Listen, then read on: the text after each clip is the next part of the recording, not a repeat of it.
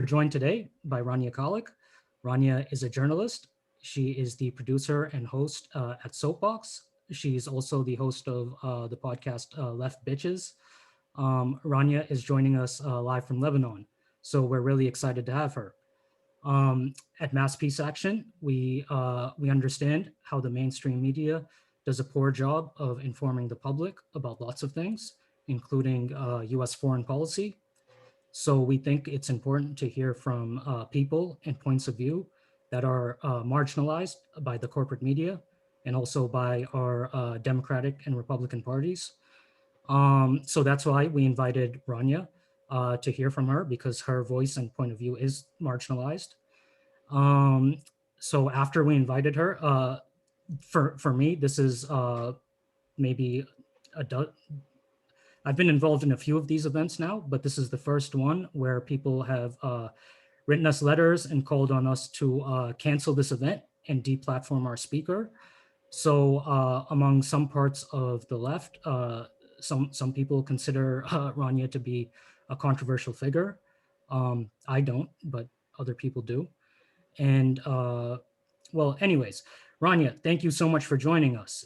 And to get us started, and for those of us who are unfamiliar with your work, could you share with us some of your views about U.S. foreign policy in regards to Syria, and why is that? Why is your viewpoint? Why are you such a controversial figure? Why do people want us to cancel events with you and not even hear you speak? Well, thank you for that lovely introduction. And yeah, I definitely would call myself, I'm a leftist and I'm an anti-imperialist. And that's the lens through which I view the world, including Syria. And that's the reason I take I think, what should not be a controversial position on Syria, which is I oppose US intervention in that country. And I oppose the last decade long dirty war that the US has waged against Syria that has completely devastated the country. So there's the ideological aspect to it. There's the moral aspect to it. I just oppose war. Um, and then there's the issue of I have a personal connection to Syria. My family's Lebanese and Syrian. I have family living in Syria that were directly impacted by this conflict and the reactionary insurgents that the US was arming and funding throughout it, and are now being impacted by the devastating starvation sanctions that the US is implementing against Syria. And I'm fine with people disagreeing with me. I'm fine with having a debate about these things. And I think it's very revealing that it's not that you're getting letters that, oh, we disagree with Rania, we want to see a debate. You're getting letters to say, we need to shut this down. This girl, sorry, there's a fly in my face. This girl needs to be canceled and deplatformed. And when there's people calling on those they disagree with to be canceled and deplatformed, and they're afraid to hear what that person has to say. So I really do applaud you for not giving into that, because I know that it can be it can feel there, you can feel pressured when you're receiving letters and angry tweets from people and mean tweets from people. And I have been deplatformed and canceled on this issue in the past, so I applaud your bravery on this. And I also think it's interesting that in 2021 the US is pretty much done funding insurgents in Syria. At this point, the war on Syria is one of economic terrorism and occupying part of the country, a country that's been devastated. It's a poor country where people don't have enough to eat and they don't have enough fuel. And so in 2021, to be having the same argument and to be so obsessed with controlling the narrative on Syria and shutting down any voice that challenges that is just pathetic. Yeah, I agree. I think I think that the letter, like a few things that stuck out in the letter to me was, one, they called on us to just not even have you on, like we can't even listen to you. So and then the other thing that stuck out to me, at least, was that the to basically smear you, they said that they basically tried to imply you're a paid Russian agent. The fact that you've spoken on Russia Today, that in itself was supposed to be like guilt by association, and we can't have you because of that. So, but anyways, no, the credit goes to you for talking about these issues and for getting people so worked up. I don't think anything you said is should be that controversial, especially among the left and people who want piece Well, throughout the world.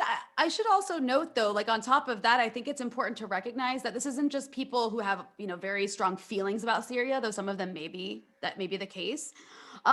There's also, and we can get into this when we talk about, propaganda, but there's also a well-funded effort to smear and character assassinate any prominent voice that comes out against these US regime change schemes. And that goes for Syria, that goes for Iran, that goes for Venezuela, whatever country people are speaking out about. There is a group of ardent pro-regime changers, pro-imperialists, and some among those people have inserted themselves into left circles. And that is really concerning because that has had a really devastating impact on the anti-war movement in the United States. But with Syria especially, I don't think there's any other issue except for maybe Venezuela,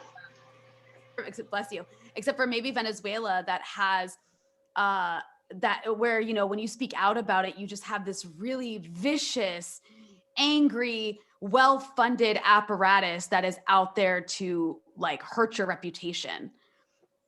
So these leftists who call for people like you to be deplatformed and canceled, isn't like, don't they see the irony in the fact that they're supposed to be on the left and in these ostensibly anti-war circles and stuff, but they're essentially siding with the U.S. empire position regarding the dirty war in Syria and even the position of the Israeli government, for example.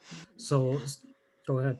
No, that's an excellent point. And that's why I don't actually think these people are leftists. I mean, if your number one concern, if your number one, like, if what you spend a significant amount of your time doing is smearing anti-war people as dictator lovers and genocide apologists while insinuating yourself into the left, then, I don't think you're actually a leftist. I think you're there to cause problems. And there's a lot of that. I mean, that's part of it. There's also people who, have certain left tendencies. And as a result, they tend to align with US State Department talking points when it comes to these adversary countries that the US is attacking. And then there's also, there's also paid elements of this. Like there's people who work for think tanks that receive funding from the State Department and funding from NATO, right? And funding from Gulf monarchies that maybe have domestic left positions as far as like domestic economic concerns go, but on international issues, they're just absolutely terrible. And that's why they're able to have jobs at these sort of, think tanks that align themselves with US empire.